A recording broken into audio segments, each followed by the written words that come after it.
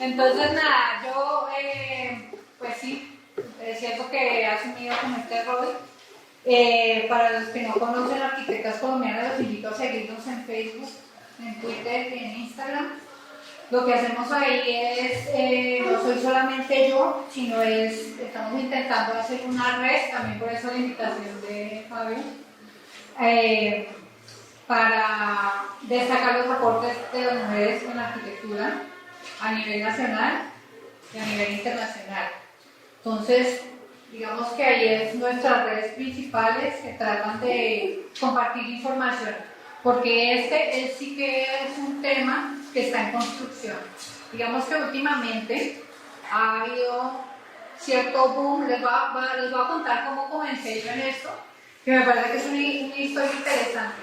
Cuando yo estaba en la universidad, nunca me hablaron de una arquitecta, nunca. Por allá el último año, me imagino que de pronto han oído hablar de Sahadi. Eso fue lo único que me mencionaron en la vida. Y a partir de eso, desde que estaba en pregrado, siempre era con esa pregunta, pero ¿y dónde están las arquitectas? Luego, con el tiempo, cuando me empecé a meter en este tema, fui descubriendo que no era la única persona que se preguntaba eso. Y de hecho, en una encuesta que se hizo en el 89 en una revista que se llama Progressive Architecture, solamente el 8% de la gente que le preguntaba conocía un arquitecto. Y adivinen a quién mencionaban siempre: a Zaha Hadid. Bueno, yo no sé, no conozco muy bien lo que se enseña acá en la universidad, pero sí me gustaría saber qué más arquitectas están viendo o estudiando, tanto en taller o teóricamente. ¿Alguien? ¿Nada? ¿Miras de lavabo? ¿No?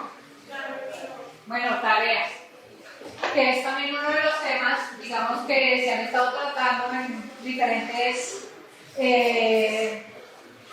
iniciativas que tenemos en Arquitectas Colombianas. Esto no es solamente un proceso un proyecto de visibilización de las arquitectas, digamos, esta charla en particular sí lo es, pero tenemos otros campos que metemos la cucharada, que son uno es la inclusión, la diversidad y la participación, que es como un observatorio. Y en ese observatorio, por ejemplo, se sigue mirando ya en 2020-2022 ese mismo fenómeno, que es que sigue enseñando exactamente lo mismo. Si se ponen uno o dos ejemplos de arquitectas, es muchos en las universidades. Eso basado en una investigación que hizo una estudiante, gracias a las estudiantes, porque las estudiantes son las que están cambiando la forma de pensar de los profesores, que se empezó a preguntar, pero ¿por qué? ¿Cómo están compuestos esos pensums de las universidades, de esos cursos que nos dictan?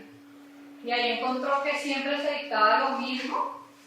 Había muy pocas referencias de mujeres. Está haciendo como un feedback. Por aquí, yo creo que es esto. Eso. Entonces descubrió que había muy poca literatura, o sea, se usaban muy pocos textos escritos por mujeres sobre mujeres, y que las referencias siempre eran los Zaha Hadid, Polina o Barbie. Bueno, eso había modo de introducción. Entonces, todo realmente comenzó con esta pregunta: ¿y dónde están los arquitectos? Y cuando yo ya estaba en la maestría, que es una maestría de Patrimonio Cultural y Territorio, decidí que este iba a ser mi proyecto de maestría: investigar sobre las arquitectas pioneras en Bogotá. Cuando yo comencé, esto fue en 2007, absolutamente, bueno, no puedo decir que nadie, muy poca gente hablaba de este tema. De hecho, en la universidad se rieron cuando propuse este tema. Muchos profesores, que eso no valía la pena, que eso para qué, que eso nada que ver. La información que había era una información en inglés toda. Y ya ahorita, 2023, hace una semana que pasó también el Congreso Internacional de género y arquitectura en Valencia, se empieza a dar uno cuenta del cambio tan sustancial que ha venido teniendo este tema, con, digamos, mucha importancia en el desarrollo de la visibilización de las arquitectas y el trabajo de las arquitectas. Entonces, yo arranqué aquí, eso en este momento es como el principio de lo que va a ser el libro, pero el otro año, y es retomar esa investigación que arranqué en la maestría, o sea, en 2007. Ahorita ya les voy contando un poco, listo, pasemos. Entonces, del 45 al 75, ¿por qué 45 y 75? Resulta que la primera arquitecta colombiana se graduó en 1945. ¿Alguien sabe quién es?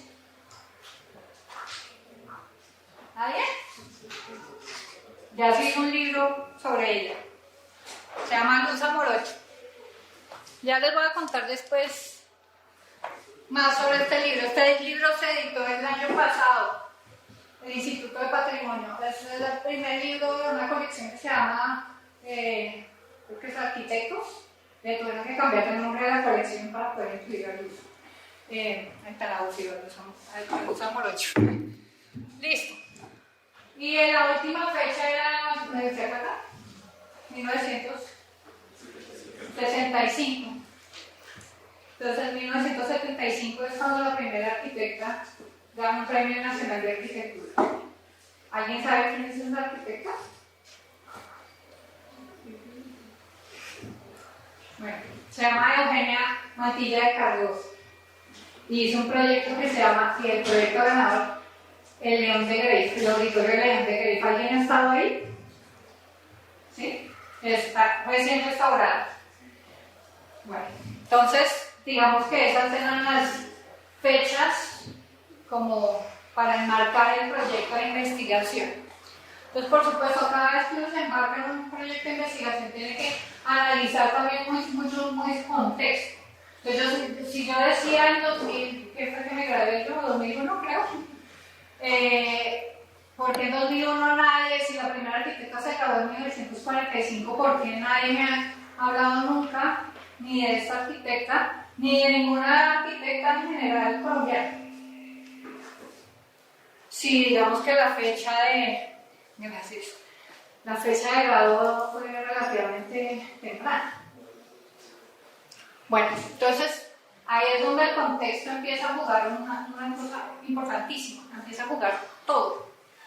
Entonces vemos el crecimiento poblacional del 38 al 73, esas fechas son así porque pues son las fechas que tienen los censos en general del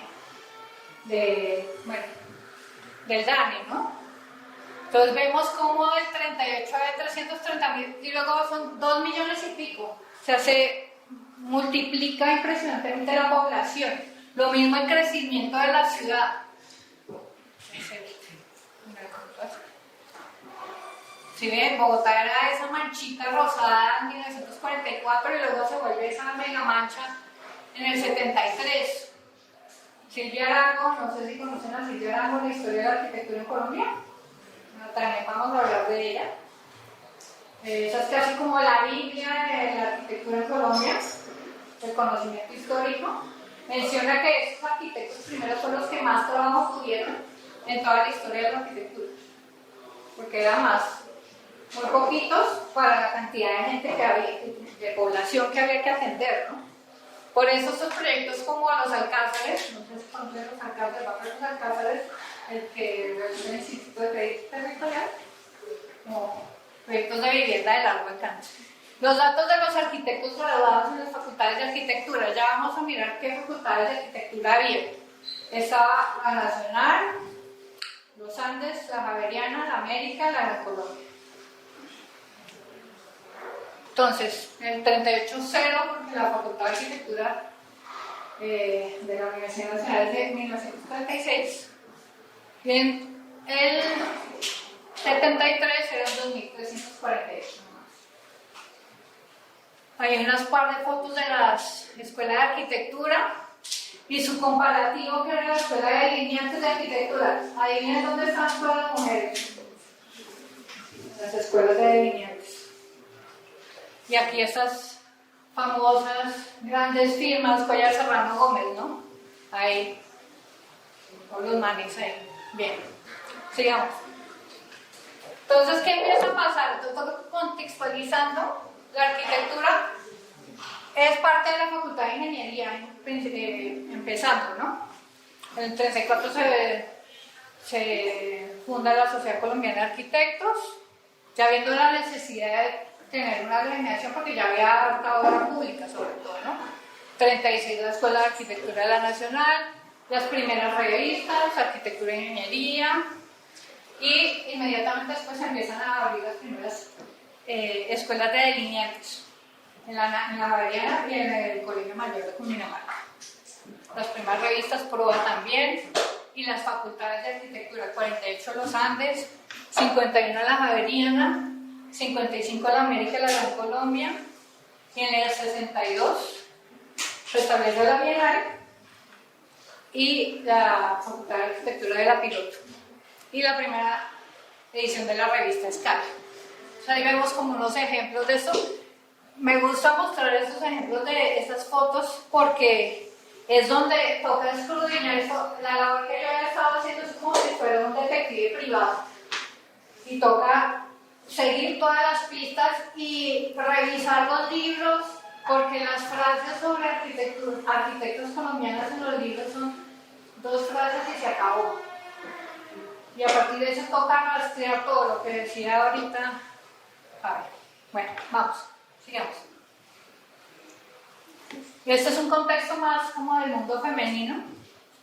En el 28, hasta 1928, se permitía que las mujeres estudiaran, pero solamente podían estudiar 2 cosas, o arte o educación, no más. En el 30, el primer congreso, que es un hito además en la historia del feminismo también mundial, Congreso Femenino aquí en Bogotá, 1930. Y el inicio de un tema político para la gente que hay, pero ¿para qué sirve la política? La política es un tema muy importante porque resulta que esos contextos políticos son los que permiten también los avances o los cambios en la vida cotidiana de la gente también.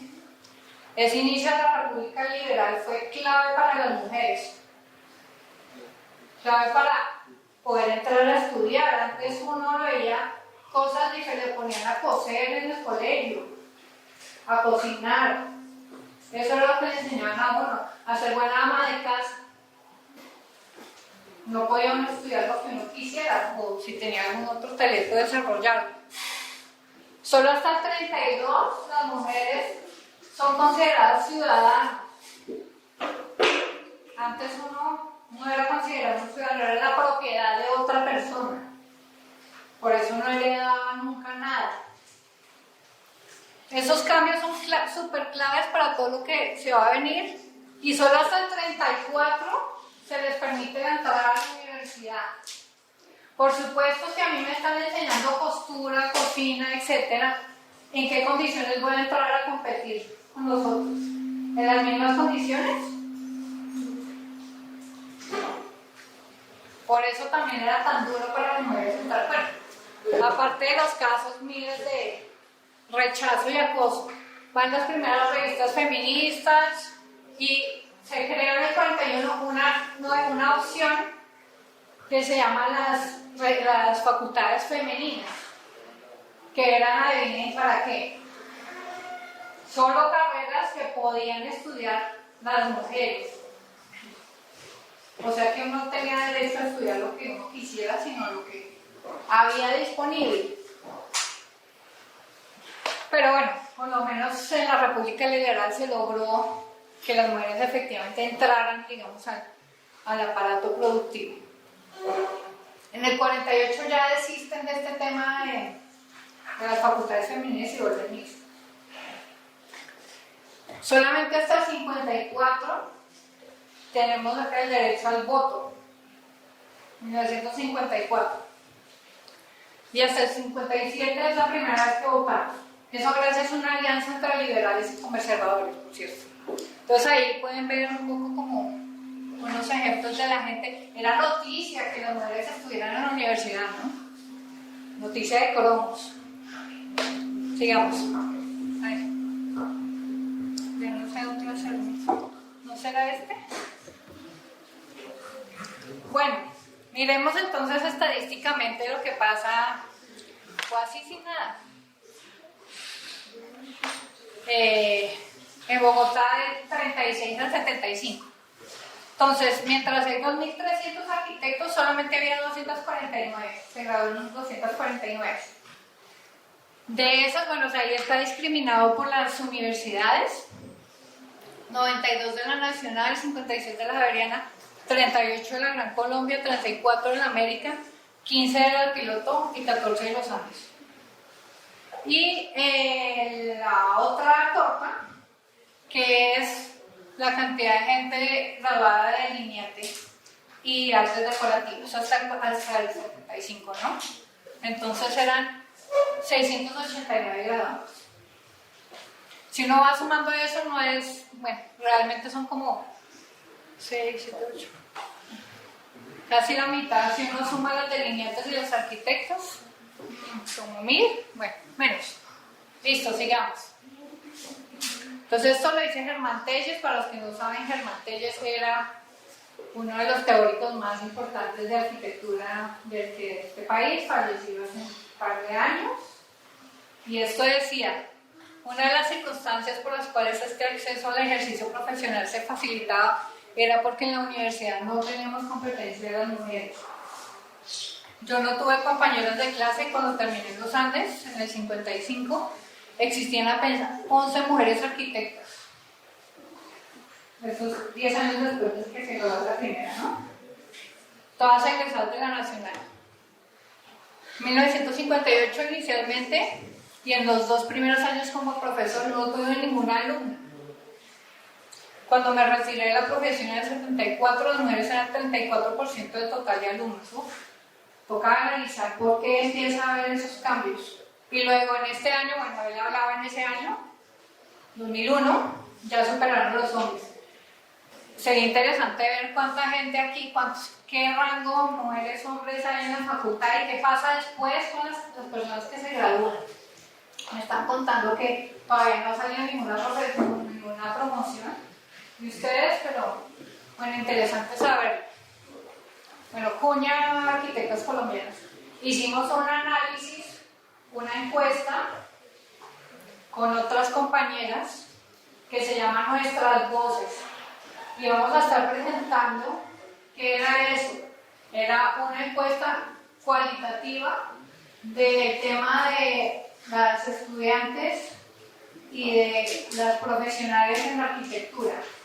Vamos a estar presentando próximamente esos resultados, pero la verdad es que es escalofriante algunas respuestas de esa encuesta.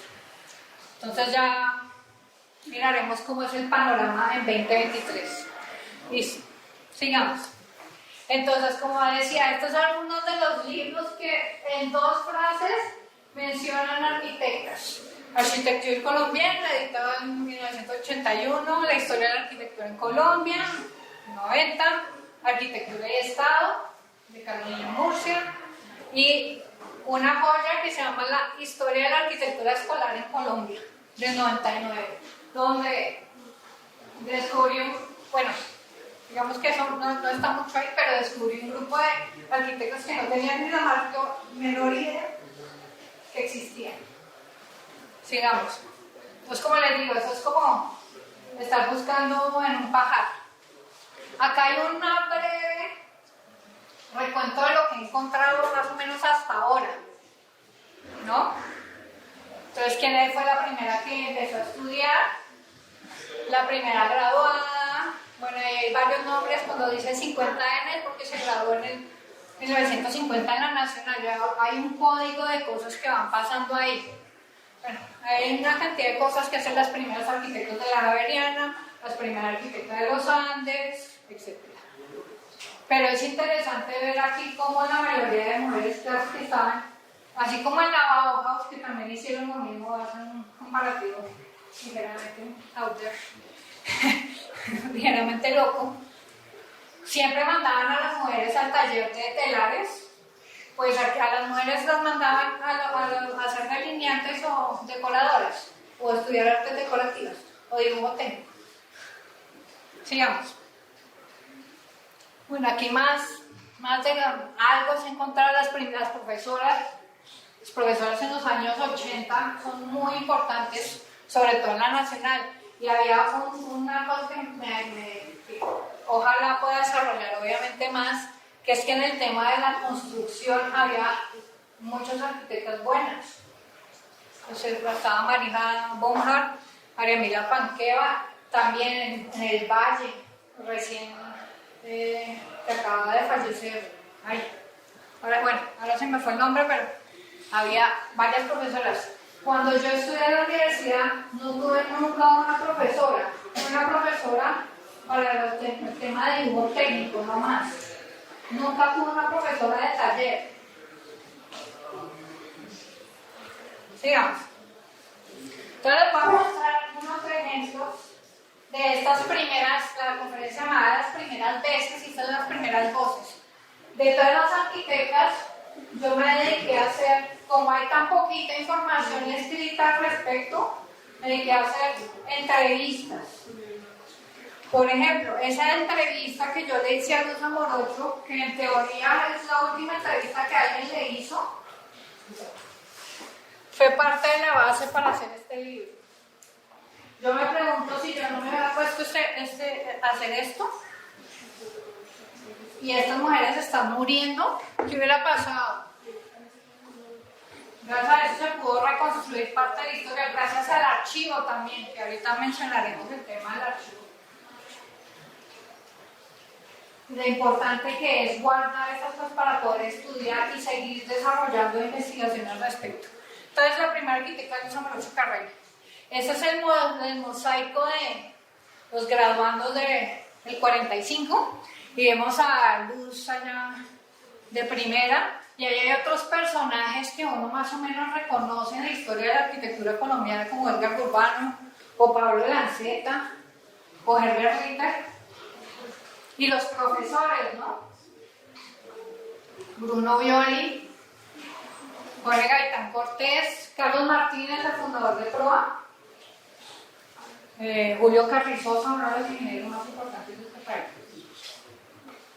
Y Luz siempre sola, allí, entre sus compañeros. Cuando yo entrevisté a Luz, entonces me decía todo el tiempo, ay, ¿usted tuvo compañero? Y yo, sí, claro, Luz. ¿Y qué tal? Y yo, no, pues bien, normal. Pero que es normal, es que nosotros en las clases nos ponían, no queremos mujeres en la universidad. O los profesores nos decían, eso no lo hizo usted. ¿Usted le pasaba lo mismo? Y yo, no, claramente no. Pero esos son las anécdotas que contaban estas mujeres.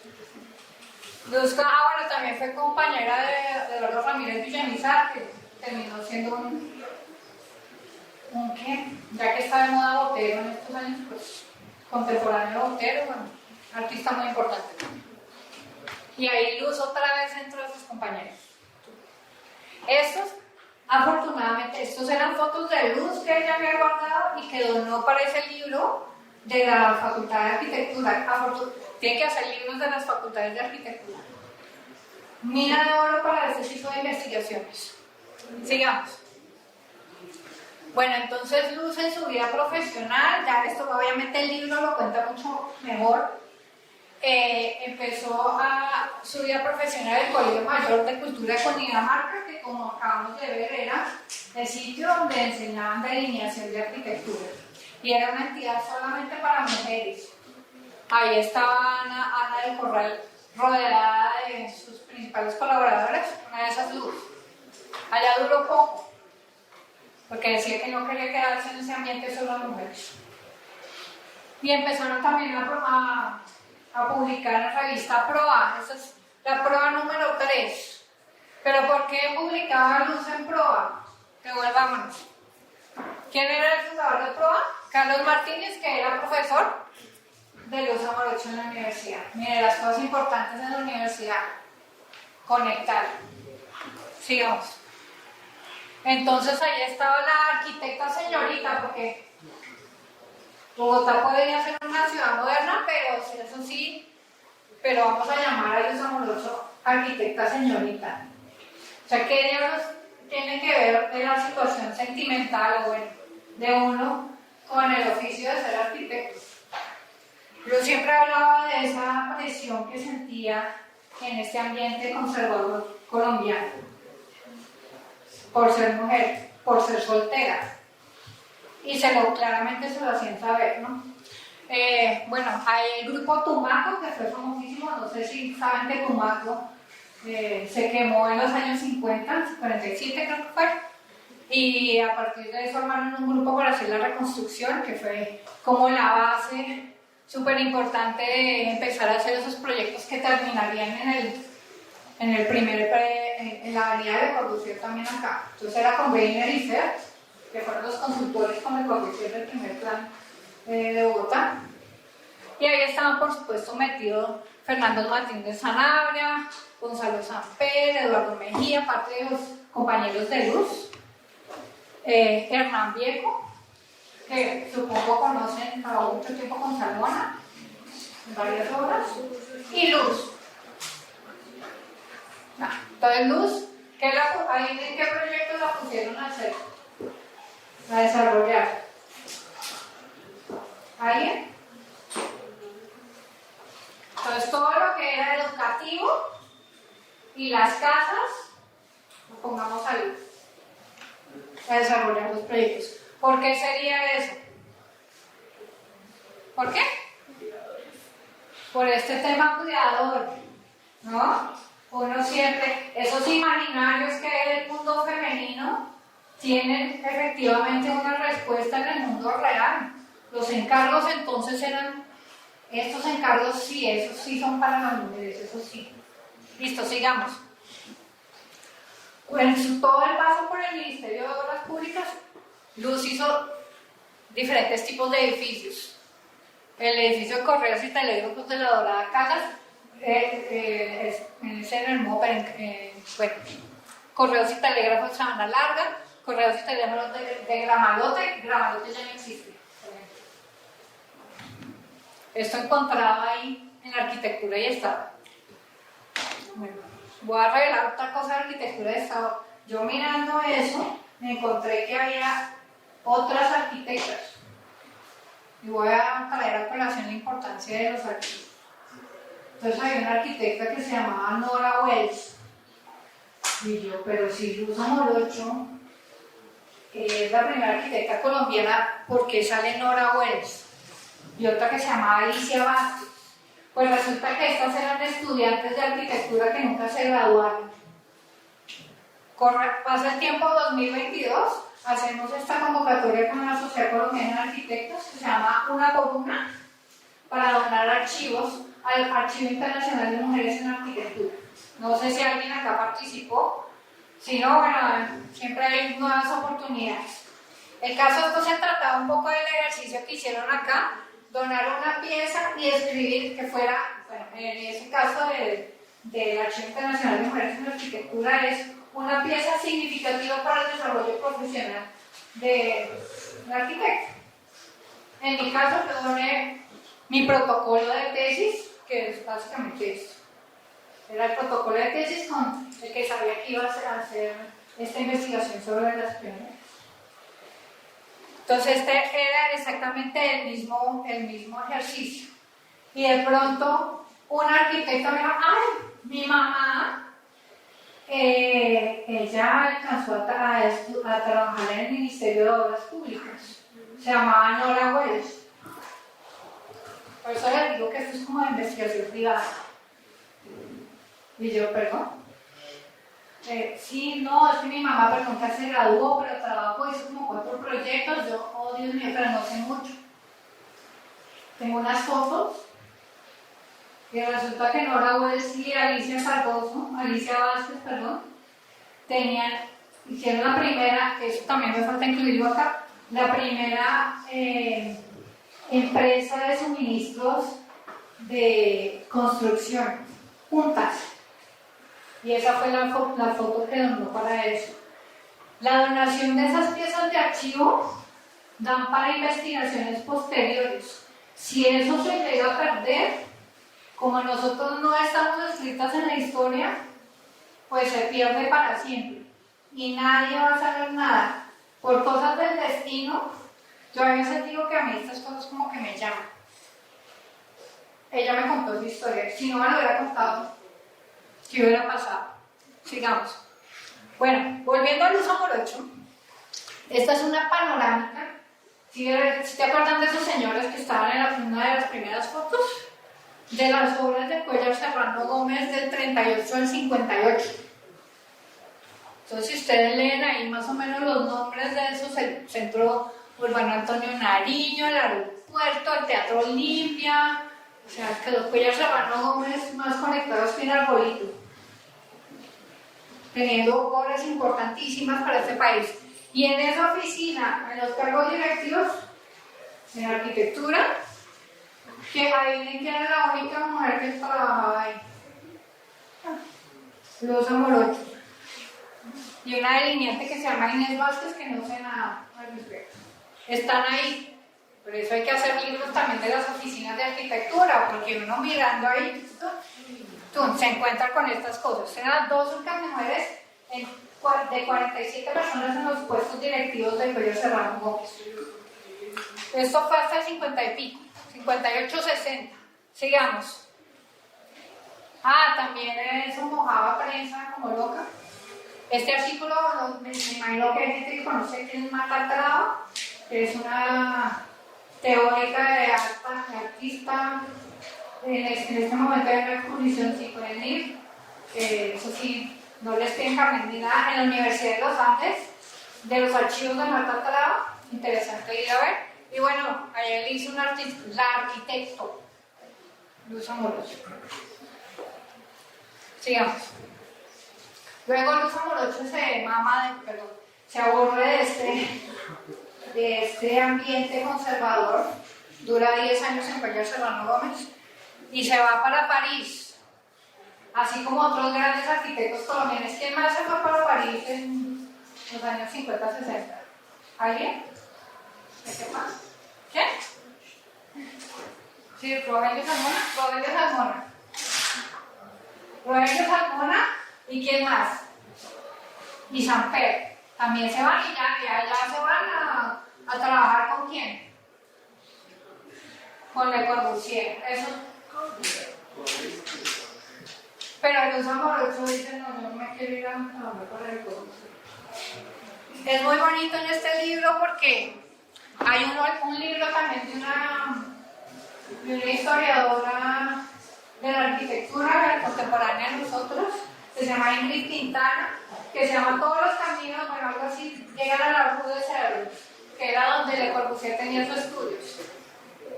Y esta historiadora aquí, Laura Betrado, dice, no todos los caminos, porque Luz Amorocho fue a temblar allá, terminó trabajando con Nicole Sonolet, que luego averiguando quién diablos es Nicole Sonolet, es una de las primeras arquitectos franceses. Pues tenían muchas cosas en común. Parte de los descubrimientos que están en este libro es que encontrar la correspondencia, por eso no todos los archivos tienen que ser necesariamente de la obra arquitectónica, de la gran obra arquitectónica, los planos y los fallos. Encontrar todas las cartas que se mandaban entre ellas. Y ahí hay una cantidad de detalles que lograron y ayudaron a construir qué fue lo que hizo Luz Amorocho en París. Entre esas cosas, este proyecto de hospitales por los que, y también hay, como esto todo se trata de redes, hay arquitectos que andan investigando la obra de Nicole Sonolet en Yale, en la Universidad de Yale. Y gracias a eso se ha podido reconstruir un poco de eso. Listo, sigamos. Entonces ese es el periplo por ahí. Y luego Luz vuelve a Bogotá por temas personales, por el cuidar a la mamá. Como era soltera, ¿alguien se ha visto aquí como agua para el chocolate? Las películas de viejas, bueno, mala idea, matar. Pero bueno, Audiencia equivocada. Bueno, resulta que a la hija, siempre hay una hija menor que tiene que ir a cuidar a la mamá después. Bueno, un poco eso le pasó a Luz. Su mamá estaba enferma y decide volverse. Y porque Luz también estaba más conectada que un arbolito de Navidad, como veíamos desde antes, desde sus años de la universidad y en su ejercicio profesional, pues cuando vuelve, empieza a trabajar en la oficina de planeación de la Nacional. Y en 2 años se vuelve la directora de la oficina. Y preciso, y además también era de buenas. Preciso en ese momento, la oficina de la Nacional se ganan un proyecto con, creo que era la OEA, bueno, uno de estos, el BID, perdón, el Banco Interamericano de Desarrollo, para desarrollar parte de la planta física de la universidad, y ella queda a cargo. Y entonces lo primero que se le ocurre, Luz, que toda la vida había estado sola, con puros tipos, y empieza, como ya había otros arquitectas, ¿qué es lo primero que hace? Llamar a arquitectas a trabajar para ella, en la oficina de planeación. Por eso es que en la Universidad Nacional hay varios edificios diseñados por arquitectos. Está Elsa Maecha, Ligia de Erazo, que se llama Ligia Arango de Erazo, y Eugenia Mantilla de Cardoso. ¿Quién era Eugenia Mantilla de Cardoso?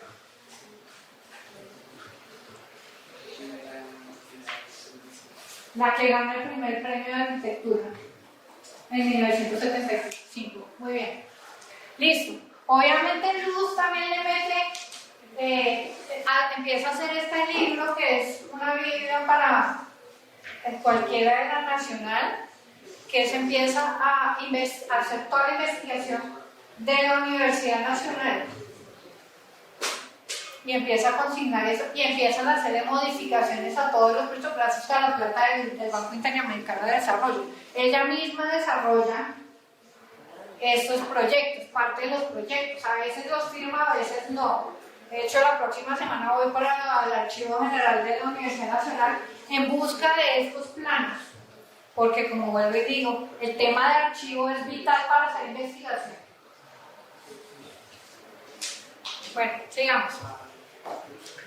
Ahora estoy mojando más prensa. Entonces, de las primeras entrevistas que le hacen a Luz Amorocho, en los años 70, todavía estaba ahí en la universidad, todo con cosa que yo odiaba, ese tema de ser la primera arquitecta. Y en vez de hablar de ella, lo que había logrado, no era siempre que la primera, que no sé qué. En otra entrevista que se llama una revista, que se llama En Otras Palabras, entonces uno piensa como una reconstrucción de todo lo que hay publicado. Sigamos.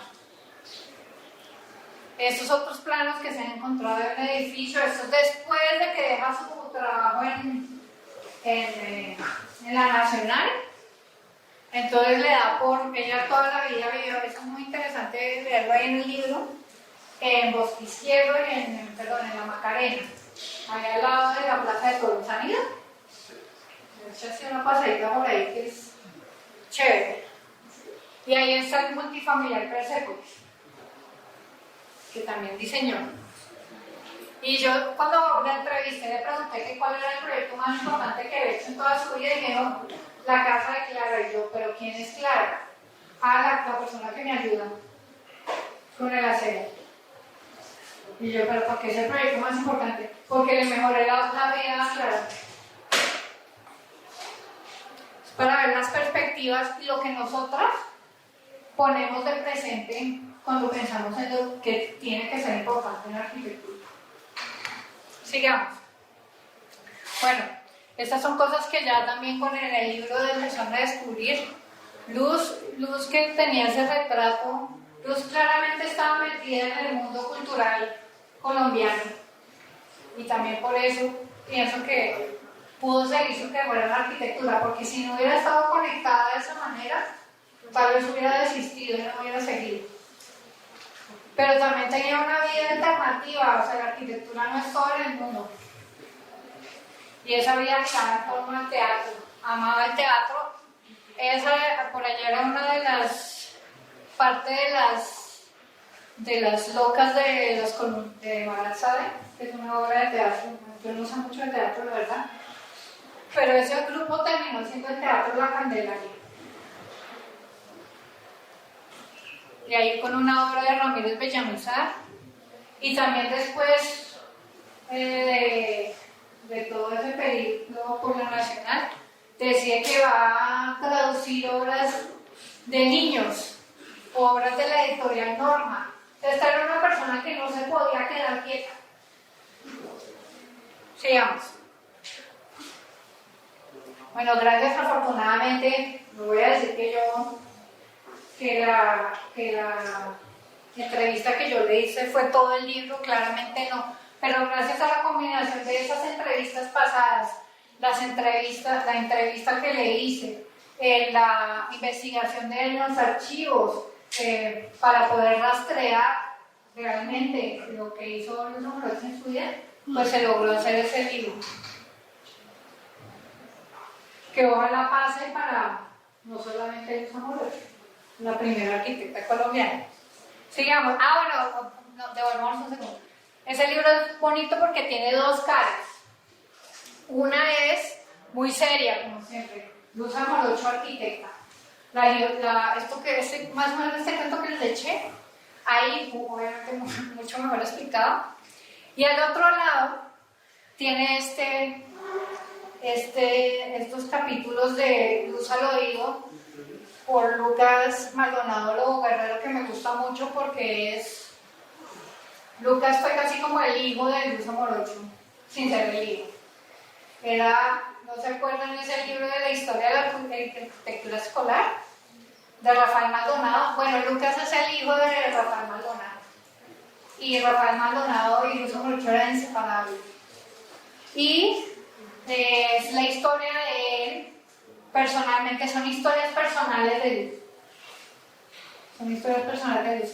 Pero lo que más me gusta de ese libro es que la arquitectura y estos libros de arquitecto que muestran estos planes, la arquitectura no es solamente eso, la arquitectura está íntimamente relacionada con quién es uno. Yo me pongo a pensar, si yo no hubiera tenido la experiencia de no tener profesora, de sufrir acosos en la universidad, no sé si hubiera llegado a este tema. Entonces, por eso también la historia personal de uno está íntimamente relacionada con los temas que a uno le interesan, están relacionados con su vida personal. Seguramente cada uno de ustedes tiene una historia de por qué llegó a la arquitectura y por qué está estudiando eso y por qué se va más para un lado que para el otro a investigar ciertos temas. Pues esto tiene que ver, creo yo, con la vida personal de uno. Y por eso ese libro también es un libro absolutamente diferente a todos los libros hechos antes en esa colección. Y me encanta que sea el libro de una mujer el que cuente, el que relacione ese tema personal con el tema profesional. Listo. 1909, la primera arquitecta afrocolombiana. Mucho se ha dicho últimamente que veía un artículo en que de hecho nos daban palos, me daban palos personalmente a mí, sobre el tema de la investigación de arquitectas como un tema que no toca el tema del privilegio y como de este tema hoy que se llama la decolonización. Y bueno, parte de estos intentos es ver Luz Amoroso, por ejemplo, tampoco era una persona adinerada, y creo que parte de las cosas que me hizo querer retomar también esta investigación es también un poco como que revertir eso de que todas las arquitectas graduadas eran gente que estaba súper conectada o que venía de familias riquísimas o eso. Claro, hay casos de esos, pero también esas mujeres tuvieron las pelotas para hacer lo que hicieron. Ahorita al final vamos a ver una lista de toda la gente que se graduó en estos años y vamos a ver el comparativo de quién se sabe algo y quién no, porque muchas mujeres efectivamente se graduaban y tenían su familia, etcétera, y nunca ejercían la carrera. Estas son algo de las primeras que sabemos, listo. Entonces, Gilma Mosquera. Y Gilma Mosquera es la primera arquitecta afro. el 69, se viene hasta acá, creo que es Chocuana, Gilma, y se viene a Bogotá a estudiar.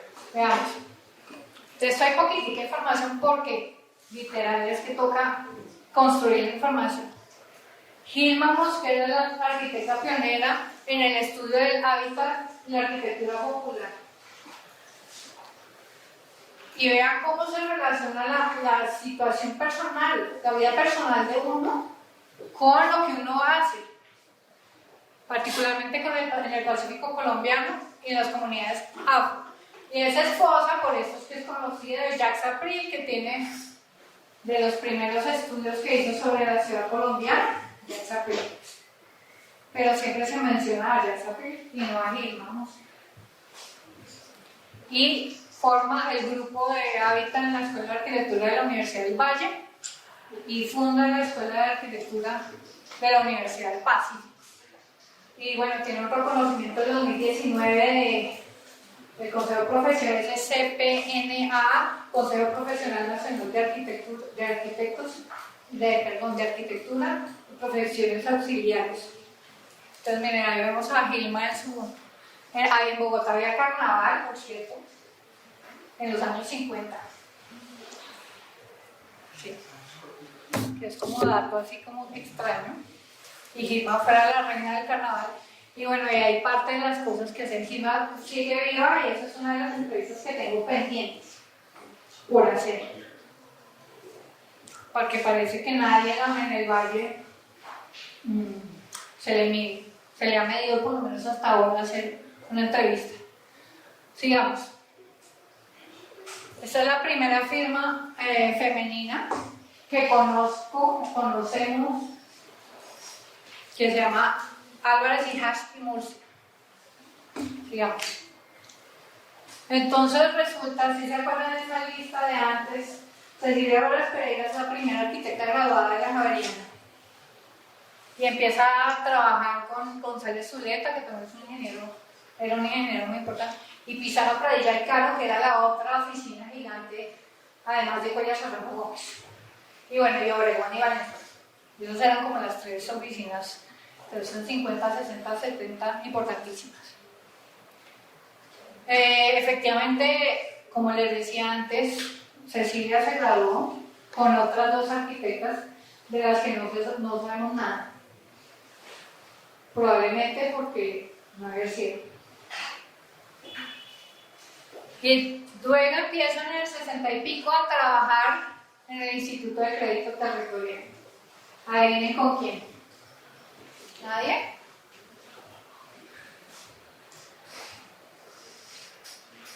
Es que estas son historias que se repiten porque vamos a leerse. Con Aurelio Salmón y Hernán Viejo. Entonces, como sí, yo no vuelve a la misma vaina. Listo. Entonces trabajan ahí un pocotón de años, ¿no? Como 10 años, y luego deciden armar su propia firma. Ellas dos con el marido de Mercedes de Hungría. Y llegó acá y se graduó de la Nacional, y bueno, estuvo trabajando por ahí hasta que llegó al ICT, y luego se volvió vicedecana de las Andes, y luego en 1979, esta es una historia que me gusta contar, se ganan el premio de NISA 8 para el BSH, era un concurso, de los primeros concursos que se empiezan a hacer. Entonces, en un concurso, como ustedes bien saben, bueno, en algunos concursos, sobre todo los concursos públicos, esto es anónimo, nadie sabe quién hace. Sigamos. Y en ese concurso, de pronto se lo gana.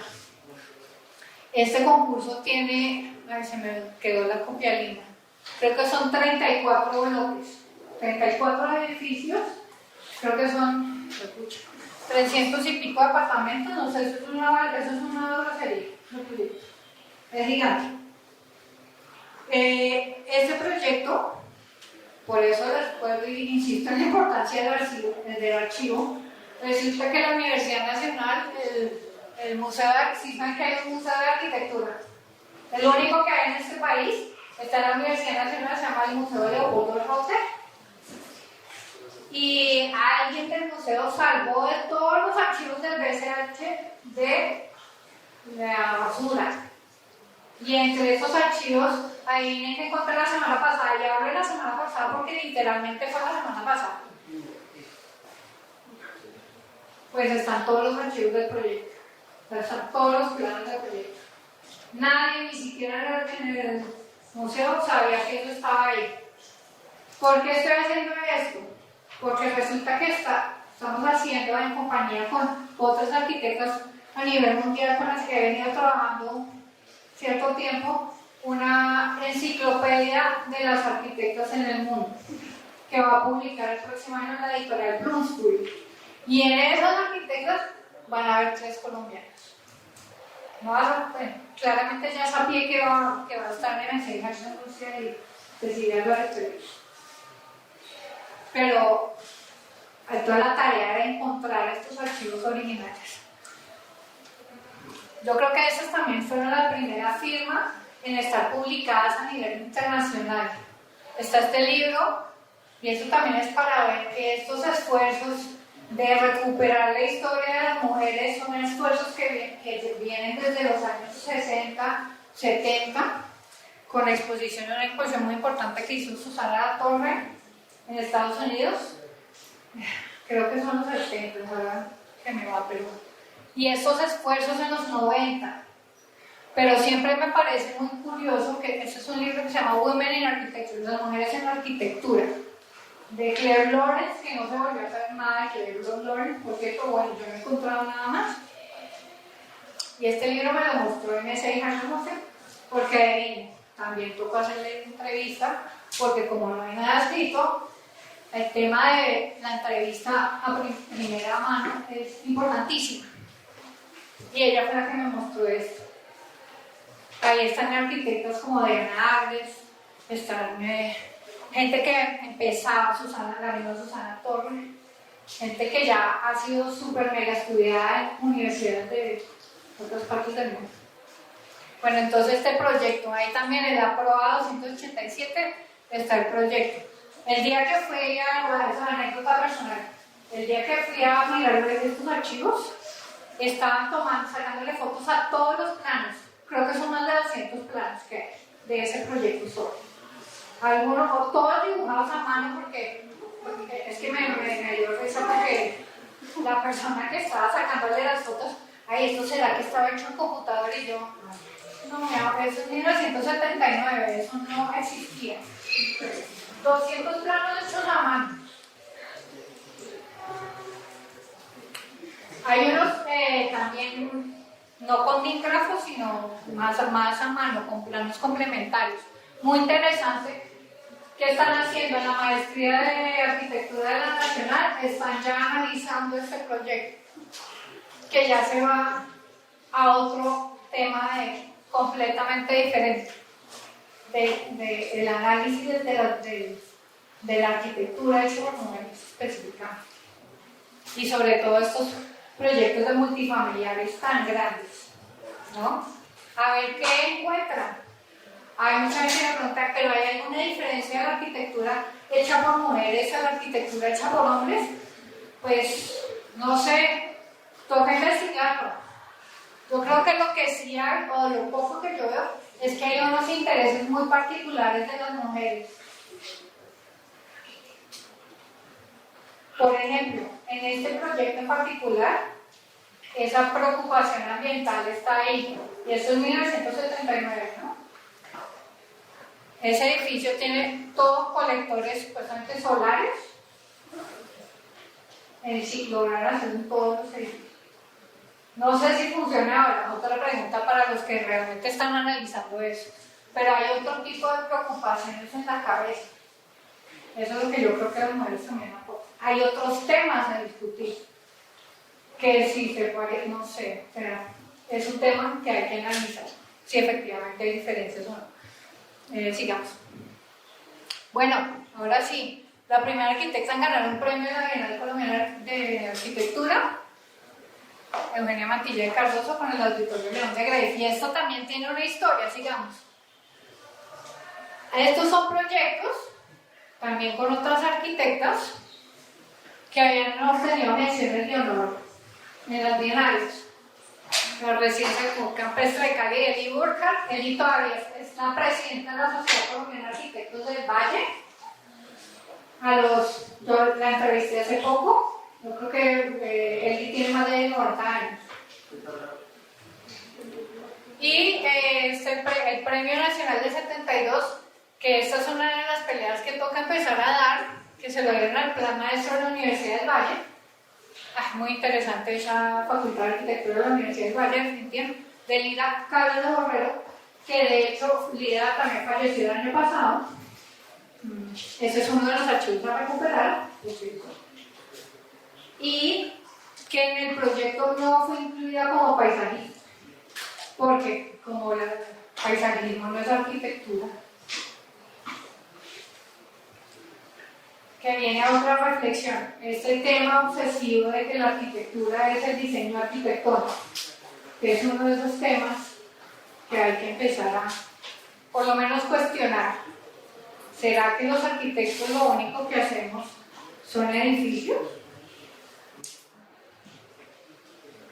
Bueno, lo dejo para.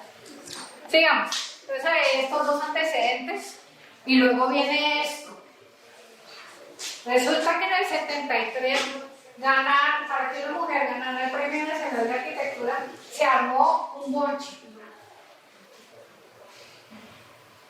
Entonces en el 73 dicen en el acta, y estas las tres actas, esto lo pongo así súper brocho, porque fue una cosa que encontré mientras hacía la exposición de la colección una por una. Por eso yo les digo que las cosas me llaman. Me puse a mirar una nueva de la arquitectura y dije, ¿ves? ¿Será que hay algo del Premio Nacional de Arquitectura? Y cuando me encuentro las actas del premio, entonces en un acta decían que no era merecedor del premio, que porque se echa así, se echa allá. Luego una rectificación, siguen no dándole el premio, y ahí vienen quiénes son los jurados, todos, ¿quiénes? Hombres. Para reflexionar también qué influencia, y ahorita también va a la anécdota, tiene que solamente haya hombres o no haya paridad en un jurado.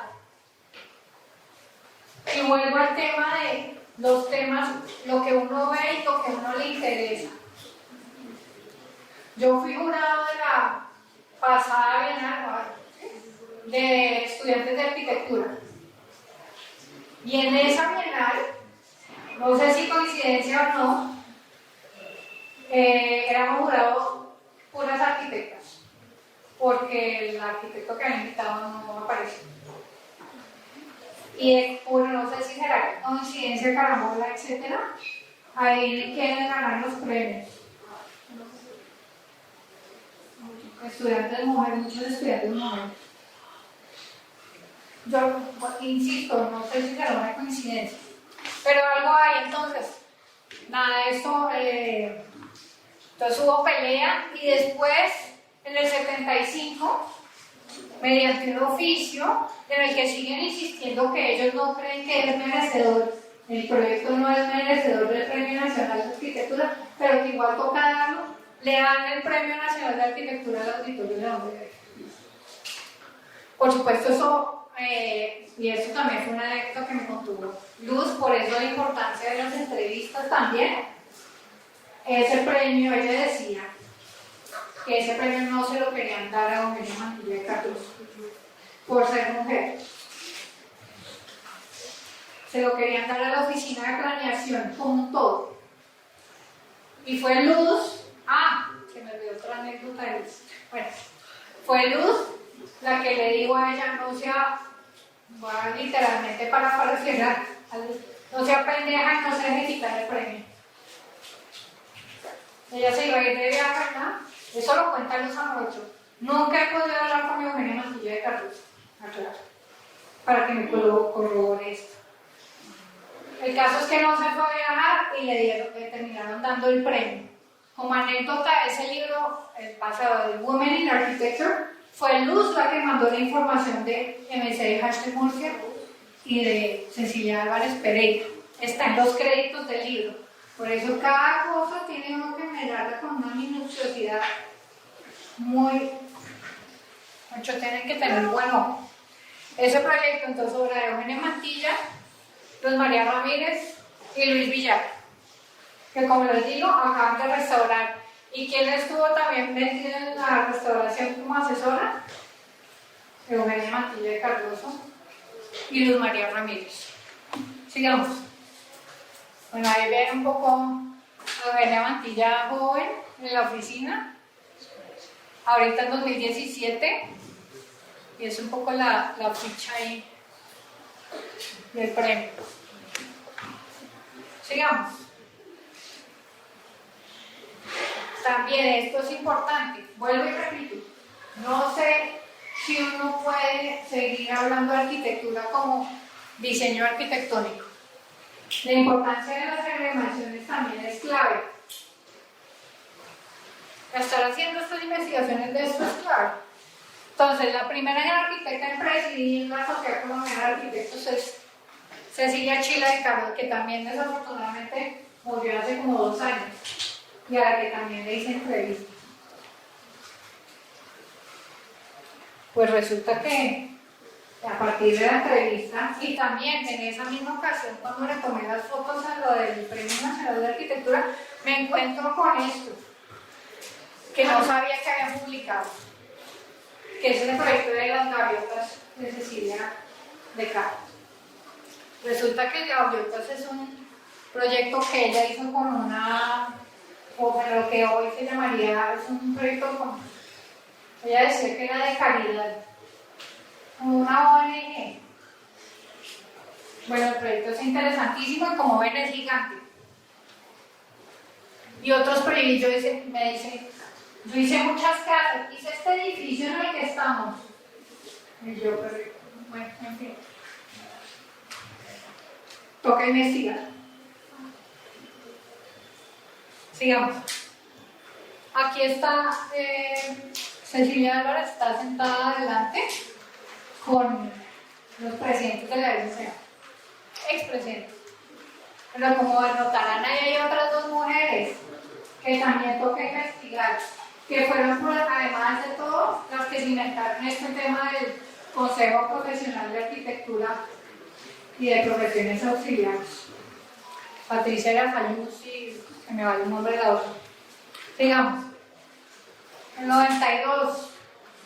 Y este sí que me parece importante. Este es el otro pedazo de tiempo que yo creo que hay que investigar, que es entre el 75 y el 92, que es cuando la primera arquitecta gana un premio por una cosa que no es un proyecto arquitectónico, sino por un libro, digamos, que se llama La Historia de la Arquitectura en Colombia.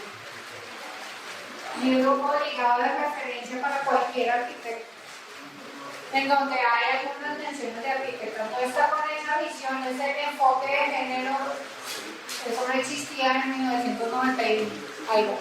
Eso arrancó como una exposición y se terminó ese libro. Obviamente Silvia Arano, reconocida sobre todo a nivel latinoamericano, sudamericano, con una de las historiadoras más importantes de arquitectura latinoamericana que existe.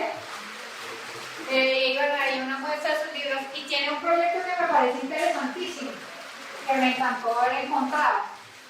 Este que se llama Proyectos Realizados por Mujeres Arquitectas, que es una exposición que se hizo en 2005 en el Museo de Arquitectura de Leopoldo López. Y ahí encontré otra cantidad de nombres para investigar. Ay, ya me acordé el nombre de la otra expresidenta de la LCA, para María Giraldo.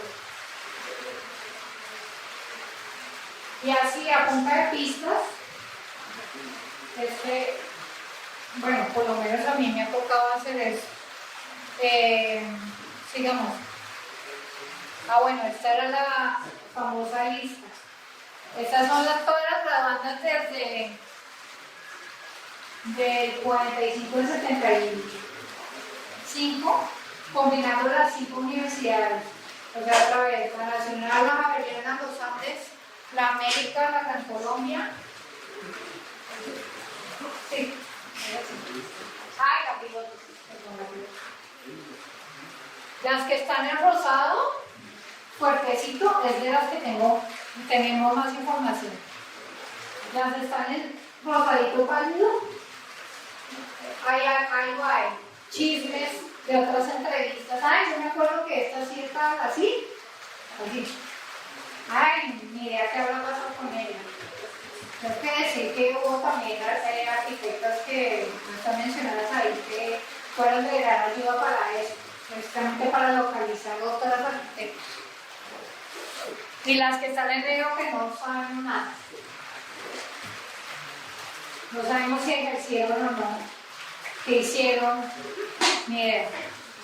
Pero por ahora vamos a concentrar esfuerzos en sacar lo que sabemos. Últimamente quisiera anotar ahí, por ejemplo, lo que es ay, se me va.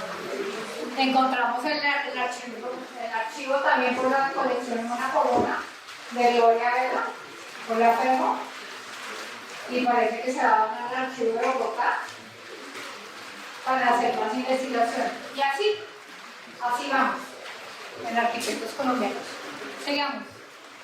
Bueno, y esto ya es un poco el panorama de lo que se ha hecho. Nada, síguenos en redes para estar al tanto de lo que hacemos. Como dije, este no es el único tema que hay. Este es un tema de visibilización que yo personalmente pues sí voy a como banderando porque necesito terminar esto.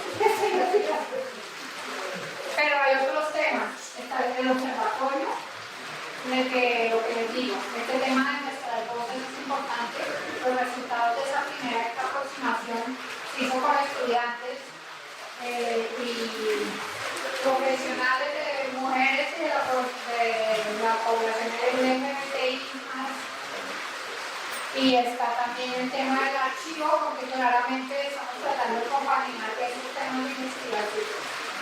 Entonces, pues nada, espero que haya preguntas y que les haya parecido interesante.